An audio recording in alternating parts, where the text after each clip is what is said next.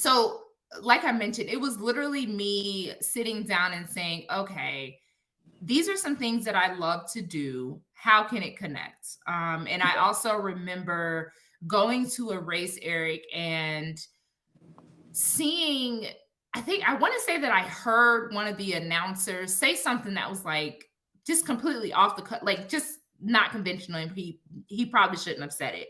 But Oh, what wow. I had realized, but it was kind of like one of those things like some situation like you're almost there type situation.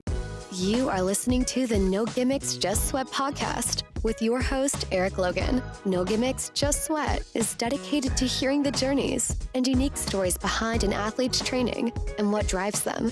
Get inspired to own your life and make the impossible possible. If you enjoy the show, please subscribe so that you never miss an episode. Also, please take a few seconds to rate the show and drop me a review. Now, let's get started with the show. Hello, everyone, and welcome back to another episode of No Gimmicks, Just Sweat. And I am honored to bring back my very first guest, Miss India Cook. Yes, hello. I always forget that I was your first guest. Yes, so this is even more special. Yes, my first guest is back. And the fact that you're willing to come back, that means you like me. Of course. He's the homie for sure. Oh, I feel loved. I feel so special. So, India, again, thank you for coming back on. You know, I just kind of wanted to catch up with you, see what you've been up to, let the listeners kind of see what you've been up to and, see what's going on with your life. Yes. Oh, my goodness. So a lot has been going on since the last time we chatted and a lot of shifts. But all good things. And I'm just very, very excited to, I guess, transition into kind of where I am. And I think you mentioned 2021 was when we connected in the beginning of the year. Yes. So, oh my goodness, where do I start, Eric? So to kind of look back, back then you were pretty much a runner, podcast host, and Atlanta Track Club ambassador. But since then, you've become a certified running coach. Yes. You've become a race announcer. Yes. You're like, I think, if I'm correct, a Lululemon ambassador? I am not Lululemon ambassador, but I have done a lot of partnerships with them. So it has been great on that front. And, I'm scared to name anything else because I might leave something out. No, you're okay. So, yes. So since we have connected, all the things that you listed are definitely correct. So definitely have definitely transitioned to things. I think so. Being a running coach has been one of the things that definitely has been a highlight. I definitely took off and did some amazing things more so throughout the pandemic and when people were not getting out and about as much as they could. There's a lot of people that wanted to get into running. So I did that for sure. We are now in 2023 and I am still coaching. However, a lot less than I was when I first kicked off coaching. I had a lot of clients. I think I opened the gate with like 10 clients or so at first. And now I have definitely backed off on doing so much coaching, but that's because other avenues have definitely opened up for me. So like you mentioned, I am now a race announcer, and that is my newest joy that when I say absolutely love, like I feel like it's my calling. Like I really enjoy doing it. It was one of those things where some people ask me like, how did you get into it? And it was one of those things where, Eric, you see me, I'll go to races, cheer on races, whether if it was a race that I actually ran or it's a race that I just want to cheer on. I love cheering people on. I love giving that support, and you're always going to hear my mouth because that's just who India is. But of course, with having my YouTube channel, having the podcast, having all those different things, I was like, how can I merge these things together into what I'm already doing? So I tested out race announcing, and that has been amazing. I have done a great number of races already that I have under my belt, from 5Ks to 10 milers. So I'm really excited about that. And I've also dabbled into emceeing events. So that's been exciting as well. So I did a running retreat last September, 2022 September. I was the host and MC of a 4-day retreat. So that was really exciting. It was something that definitely stepped me out of my comfort zone, but at the same time, I really, really enjoyed it. So yeah, so I am also doing that now, which is definitely fun and exciting. And in the midst of all of that, you mentioned the Lululemon. I have had some amazing partnerships with Lululemon, not only from a brand side from my brand, Mouse from India, but also from the side of my podcast. So we've been able to partner with Lululemon. I'm not an official ambassador, but I have definitely, again, been able to partner with them on some great projects, including I did race announcing for their 10K that was here in Atlanta. So that was a really, really good time. Yes. Awesome.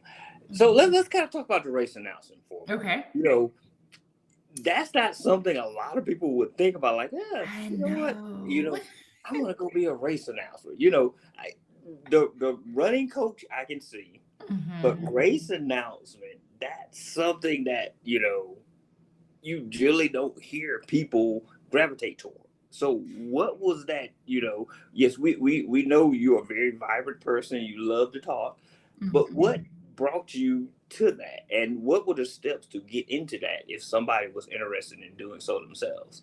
Very interesting. So I think that the way that I got into it was a little unconventional. I'll say I'm a little privileged in that space. if I'm being honest, I'm being completely honest.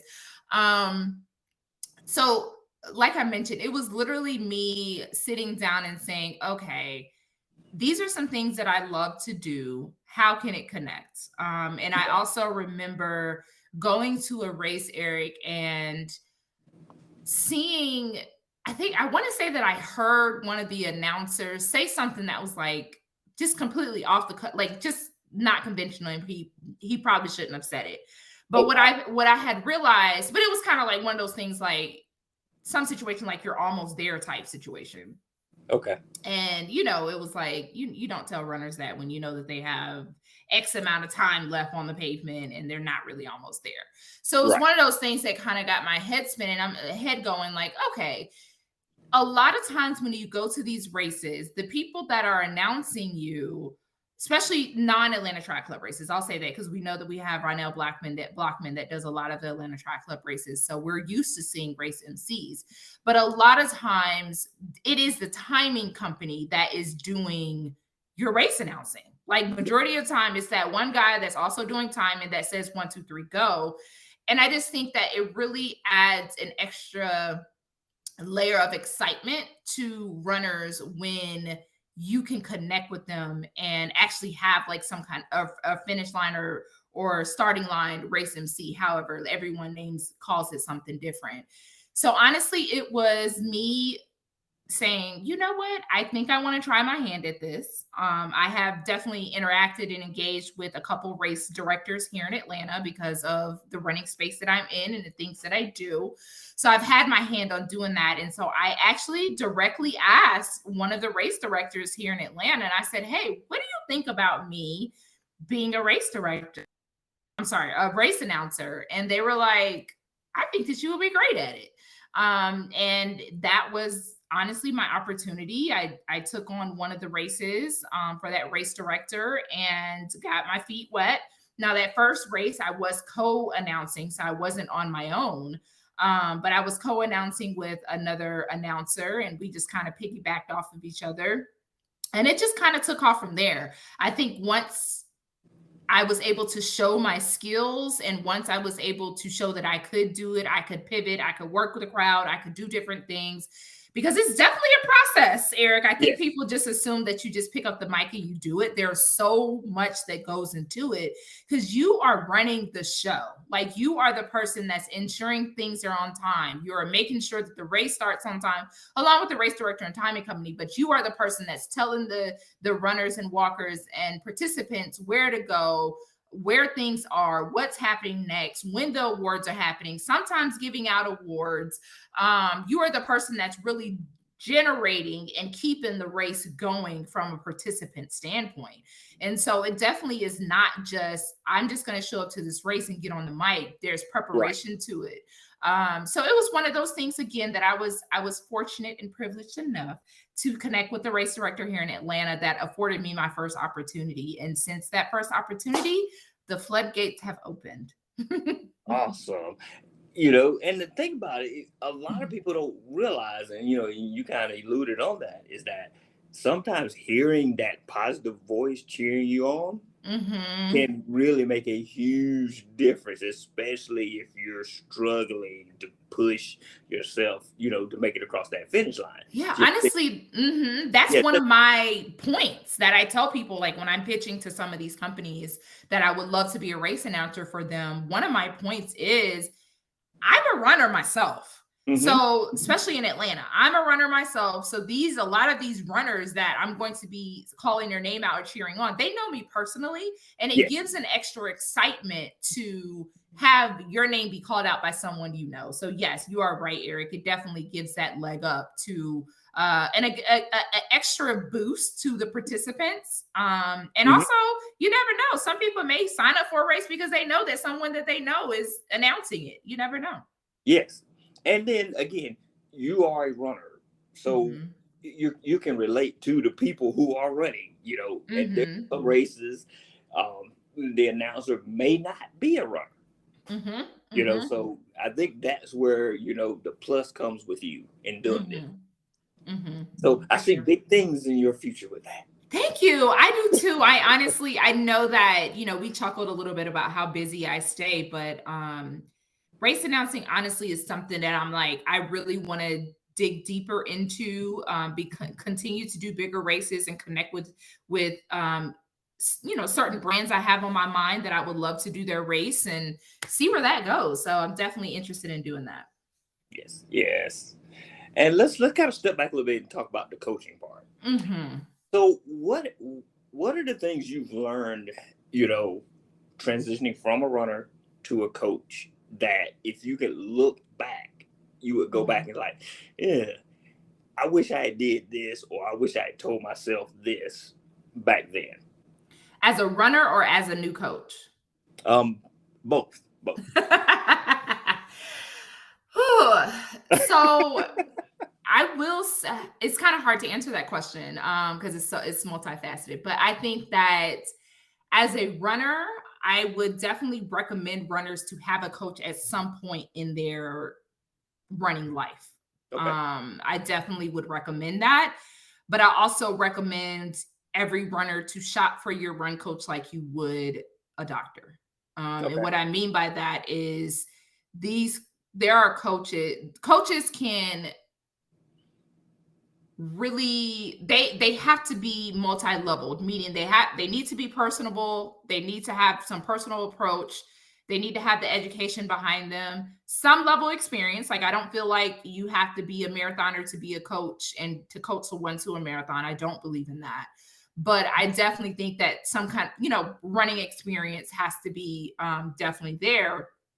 But also just empathy for your clients. I just really feel like it's a great experience to have a run coach, but I really urge people to make sure that the coach that you choose is the right fit.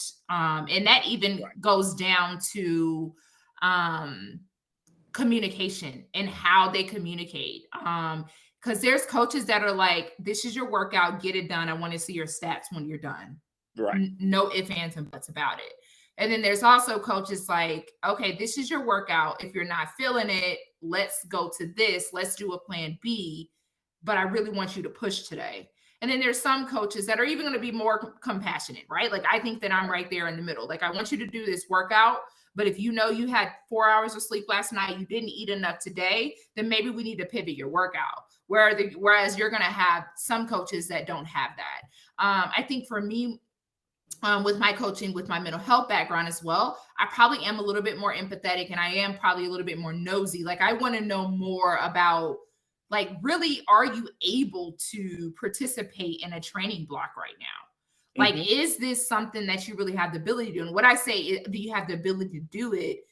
There's times in our lives where we get so busy. You potentially may have, you have 2 kids, you're back and forth, you're not sleeping at night very well, your eating habits are potentially off because of whatever reason it is. That getting in workouts has already been challenging. Like, really having that conversation with the clients to say, okay, is your lifestyle set up for this training block right now, especially for a marathon training block? Like, it looks very different for a 5K or half, but for a marathon training block, it looks different. So to step back a little bit, definitely I recommend a training coach at some point, whether it be a 5K training coach, a marathon training coach, ultra training coach, tri training coach, whatever it is, but make sure that you're shopping for that coach. And I wish that I personally did have a coach before, prior to becoming a coach.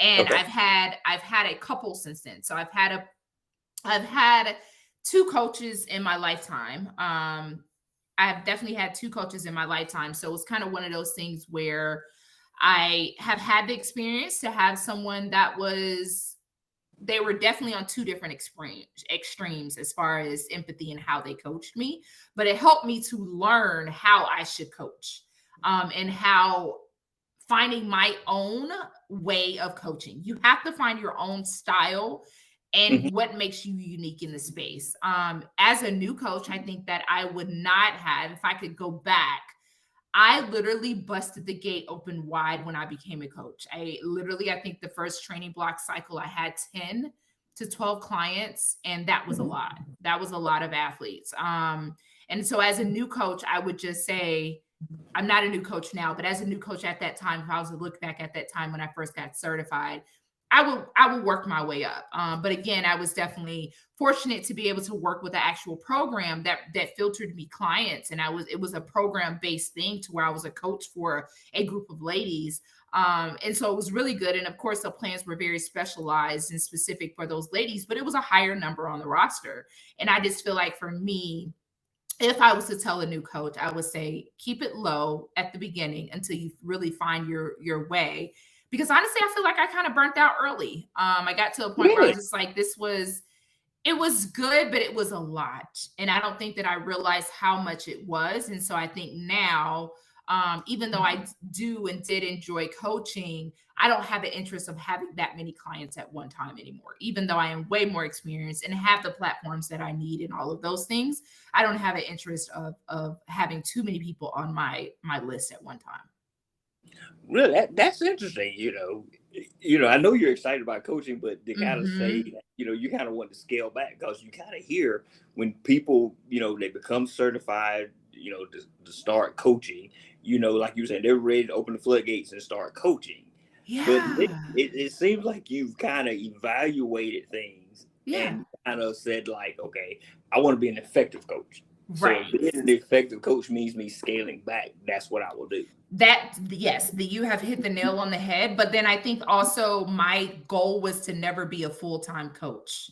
I think for me, because I have so many facets of running that I participate in, coaching in my mind had never been a full-time want. And then also, honestly, getting experience in it, I couldn't see myself doing it full-time.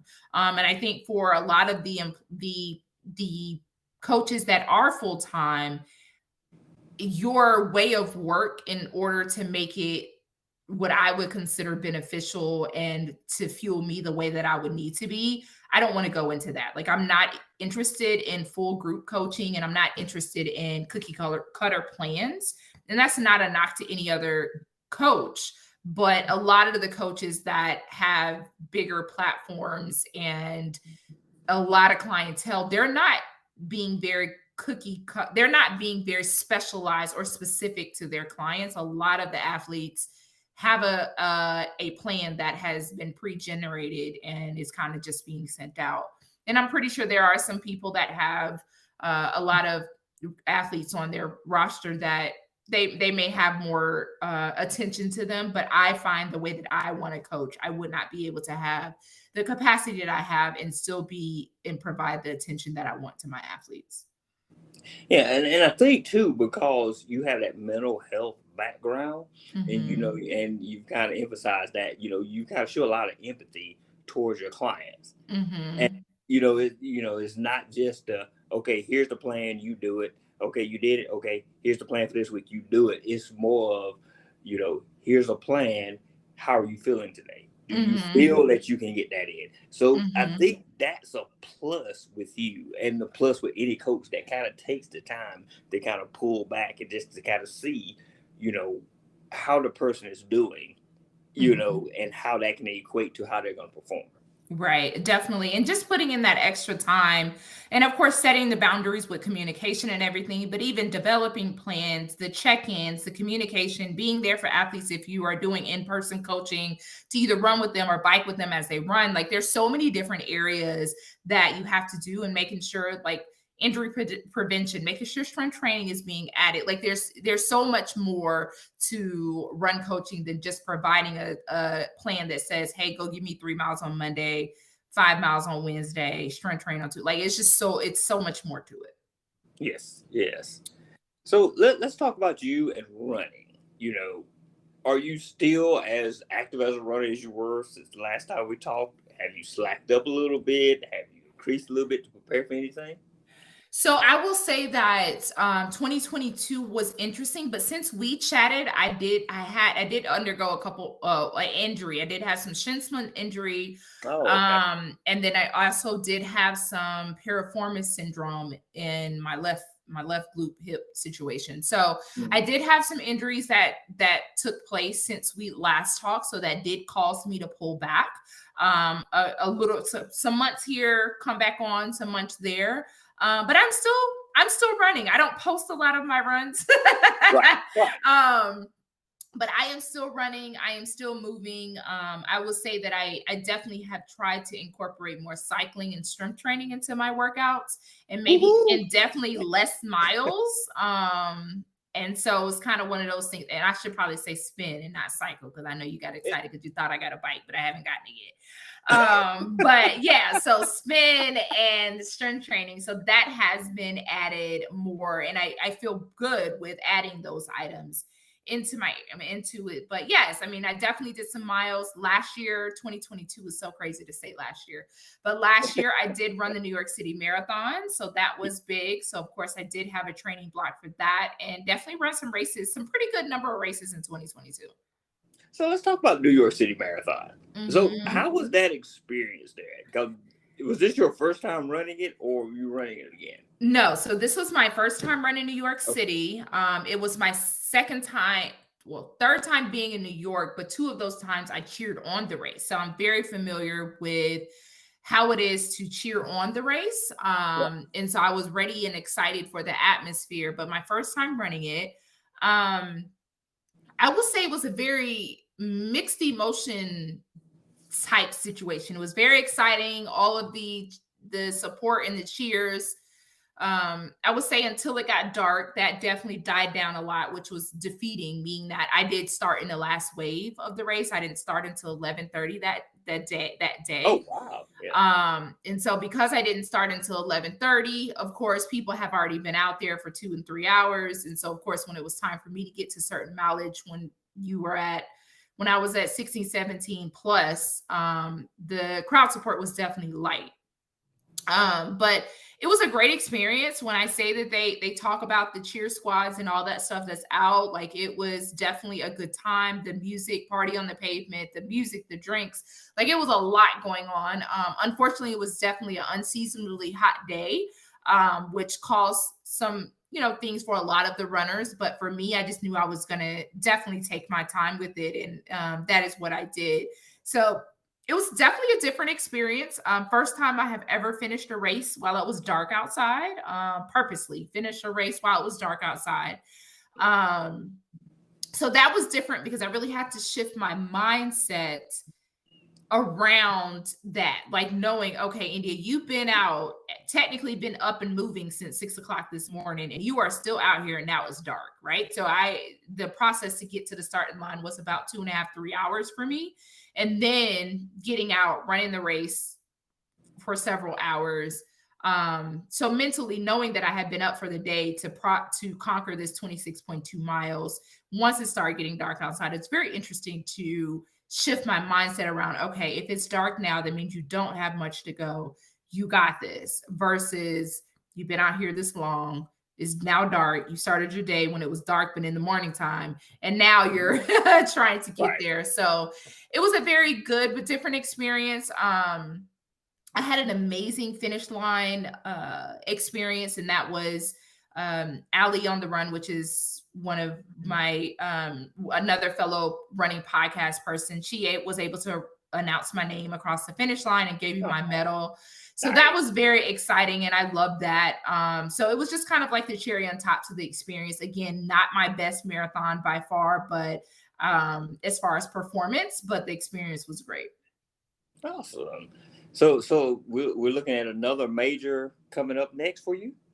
I have 2 right now, but probably not anytime soon. Usually after I do a marathon, I usually lay low for a little while, just because I feel like marathon training definitely takes a lot out of me mentally and physically. And I usually take some time off. And I feel like that's kind of what I'm doing now. I'm hibernating just a little bit, meaning I'm not doing many miles right now. And I'm still doing that and still trying to figure out what my 2023 schedule is. But I am 100% sure that a marathon is not on the docket for 2023.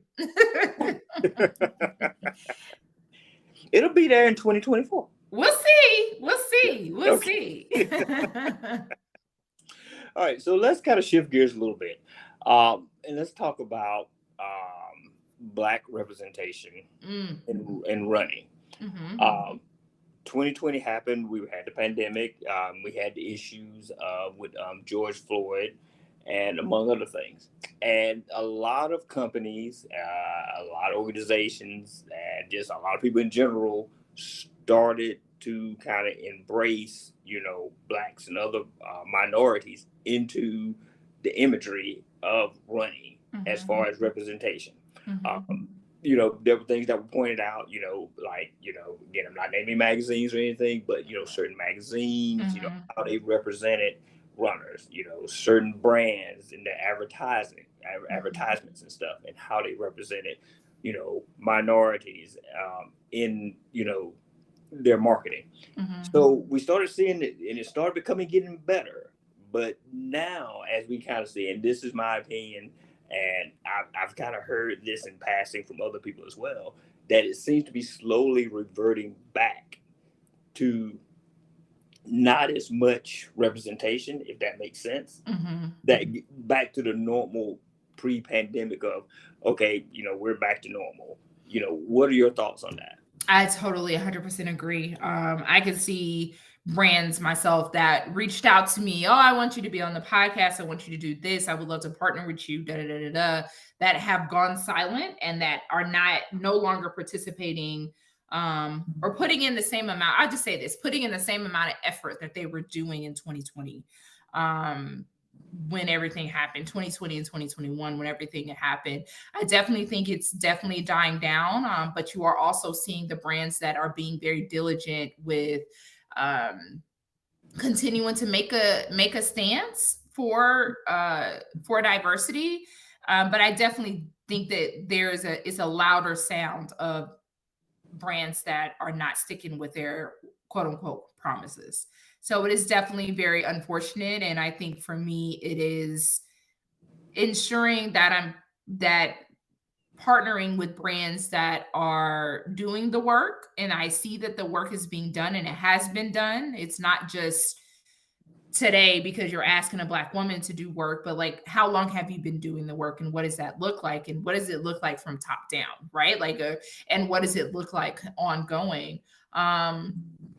But I honestly feel like there is individual work too that has to be done with us as minority runners, or Black runners, to where we have to do the work for ourselves as well. Like, what are we doing to help the community? How are we reaching out? What are we doing to make it look different? Because we can't just count on these brands to make the change, because we know that a lot of the brands are predominantly white and they're led by predominantly white. And that takes a big shift to make it happen. Not saying that it doesn't happen, But for me, it is about individually, what are you doing as a runner or person of color runner that is helping to change the diversity of the diversity, and I would say the narrative of the running community. Yes, and I totally agree with that. And you said the key word, the narrative, and it's kind of getting that narrative out there.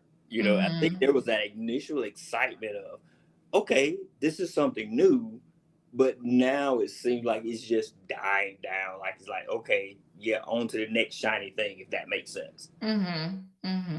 And going back to what's comfortable. And I think that that's the thing about it. And that's not to say some of these brands are not doing some of the work. We're still seeing magazines coming out with people of color on them. And, we still get excited about those, but how much work has happened internally. And I think for me, my biggest thing is diversity is not just Black people. And I am a Black woman. If you don't know me, I am a Black woman.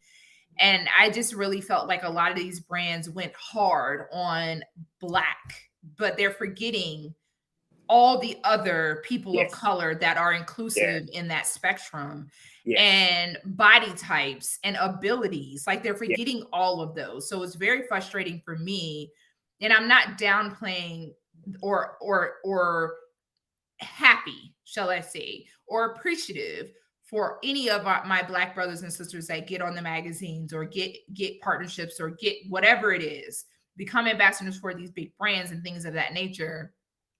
By any means, that is not a negative thing to them, because that was their time, that was their moment, that is what they deserve. But I think brands need to really do a bigger lens on, like, really opening that scope of what they think diversity is, and really think about what it is, because it really is not just Black and white. Like, it is not just Black people. It is so many other areas that they could be adding inclusion to. And it could be a white person with other abilities, or a white person that is plus size. It could be, whatever. Like, it doesn't have to be Black people. And I just think that you can see that with brands that have not gotten it yet, meaning that they're only including Black people and white people. And it's like, but you're missing so many others. Yes, that is so true. I mean, not just shapes and sizes, and colors, is everything. Abilities, like, yes. Oof. Yeah. We can go. We can go into so much about this. So, and we both kind of agree that there's work that needs to be done to kind of continue with, what it started, and not just let it die down. No, seriously. And I think, honestly, earlier, Eric, you asked me about race announcing, and honestly, that was a piece of my internal work. Like, everything that I do is purposeful, whether that be becoming a run coach, because there's not a lot of women of color out here run coaching, having a running podcast with two hosts that are Black, excuse me. Having a YouTube that is speaking knowledge and obviously giving details about being a back of the pack runner, and like showing the realness of what it looks like, instead of me out here running 6-minute miles. That's not what my YouTube is about. But just even having that, but also the race announcing piece. Like, it's very rare that you see a Black girl race announcing. And that was a piece of mine too. Like, I take it very serious to ensure that me, India Cook, Miles from India brand, is ensuring that I am being actively engaged in changing what I feel the look of of race running is, as well as just like the narrative of it. I'm like, let me be that person.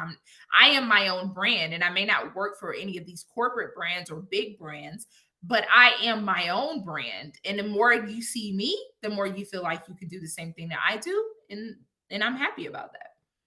Mic drop. I'm just dropping the mic. Y'all heard it right there. So, India, what else do you have going on that's coming up? She's like, oh, God. Well, honestly, I don't know if you're alluding to this, but the biggest thing that is happening in what I said, 72 days is I'm getting married. Yes, Oh my goodness. That's what you're alluding to. I am getting married on March 25th, and I am super, super excited.